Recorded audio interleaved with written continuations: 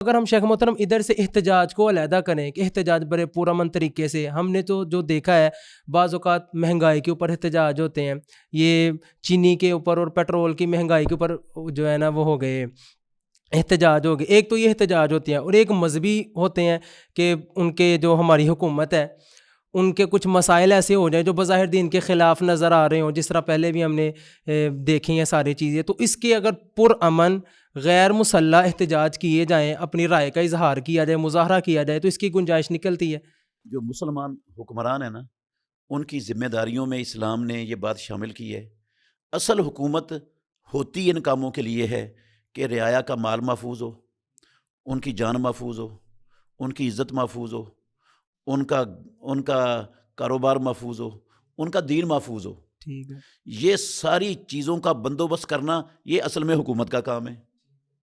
اور اگر لوگوں کی حق تلفی ہو رہی ہو، ان کا مال محفوظ نہ ہو، ان کا دین محفوظ نہ ہو، ان کی عزت محفوظ نہ ہو، ان کی جان محفوظ نہ ہو، ان کے کاروبار محفوظ نہ ہوں، وہ سلامتی ان کو میسر ہی نہ آئے، امن ان کے پاس ہو ہی نہ، جی. تو وہ اس امن کے حصول کے لیے، سلامتی کے حصول کے لیے اپنے جو جائز شرعی حقوق ہیں جو اسلام نے دیے ہیں ہر انسان کو، ان انسانی حقوق کے تحفظ کے لیے اگر حکومت کوتاہی کر رہی ہے، لاپرواہی کا شکار ہے، وہ اس کا توجہ اور دھیان اس طرف نہیں ہے، اس کا دھیان اس طرف کروانے کے لیے، اس کو متوجہ کرنے کے لیے، اس کو اس کی ذمہ داری کا احساس دلوانے کے لیے، اور اسے اپنی ذمہ داری اور فریضے پر کھڑا کرنے کے لیے اگر پرامن رستہ اختیار کیا جائے نا حکمت کے ساتھ، اس میں تشدد نہ ہو، اس میں بغاوت پر اکسانا نہ ہو، خروج پر ابھارنا نہ ہو لوگوں کو،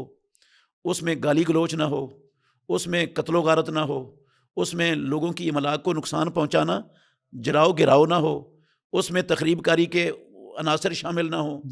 مقصد صرف اور صرف اپنی آواز بلند کر کے حکمرانوں کو تنبیہ کرنا، ان کو جگانا، ان کو ان کی ذمہ داری کا احساس دلانا، مقصد ان کی حکومت کا تختہ الٹنا بھی نہ ہو.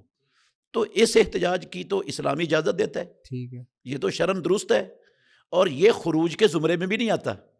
ہمارے معاشرے میں کئی ایسے لوگ بھی ہیں جو اپنے آپ کو علم والا سمجھتے ہیں، لیکن وہ جو تنقید ہوتی ہے، تنقید حکمران پر، بسا اوقات اس کو بھی وہ سمجھ لیتے ہیں کہ یہ کیا ہو رہا ہے، خروج ہو رہا ہے. جی. اگر وہ احتجاج کر رہے ہیں اور پرامن احتجاج کر رہے ہیں اور اس میں کوئی خرابی نہیں ہے، نہ کوئی اخلاقی خرابی ہے، نہ کوئی قانونی خرابی ہے، قانون کے تقاضوں کو بھی پورا کر رہے ہیں، شریعت کے تقاضوں کو بھی پورا کر رہے ہیں، اخلاقی اقدار کو بھی انہوں نے سنبھالا ہوا ہے پورا، اور ان ساری چیزوں کے اندر رہ کر احتجاج کر رہے ہیں، تو اس پر بھی خروج کا فتویٰ لگا دیتے ہیں کئی.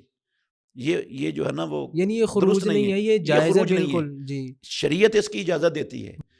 جب انہوں نے حلف اٹھایا ہے حکمرانوں نے رعایا کی ہر چیز کے تحفظ کا، ان کا ہر حق ان کی دہلیز پر دینے کا، تو نہیں ملتا کسی کو حق، تو اب وہ کتنی کو دیر صبر کرے. بالکل بالکل. بعض لوگ یہ کہتے ہیں کہ اس میں جب آپ سڑکوں پہ نکلتے ہیں، روک بلاک کرتے ہیں، تو کوئی مریض ہو سکتا ہے، اس طرح کے وہ دلائل دینا شروع کر دیتے ہیں کہ اس وجہ سے یہ جائز نہیں ہے. ہاں، یہ بھی ٹھیک ہے دلائل ان کے، لیکن مسئلہ یہ ہے کہ جو احتجاج کرنے والے ہیں نا، میں نے تین لفظ بولے ہیں. میں نے کہا وہ شرعی تقاضوں کے خلاف نہ ہو، ٹھیک ہے، قانونی تقاضوں کے خلاف نہ ہو، اور اخلاقی اقدار کے خلاف نہ ہو. جی. تو یہ جو ہے نا خام خواہ رستہ روکنا، یہ تو اخلاقی طور پر غلط ہے، اور شرعی طور پر بھی غلط ہے، اور قانون بھی اس کی اجازت نہیں دیتا. جی. تو راستہ نہیں روکنا، ایسے طریقے سے احتجاج کرنا ہے کہ آپ کی آواز بھی پہنچ جائے، اور آپ کے احتجاج سے عوام الناس کے حقوق متاثر. آپ حقوق اپنے لینے کے لیے ہیں یا لوگوں کے حقوق طلب کرنے کے لیے آئے ہوئے ہیں؟ لوگوں کے حقوق نہیں طلب ہونے دینے، لوگوں کے حقوق کا بھی تحفظ کرنا ہے، اپنے حقوق کا بھی تقاضا کرنا ہے، اور ان حدود کے اندر رہ کے کرنا ہے. ٹھیک.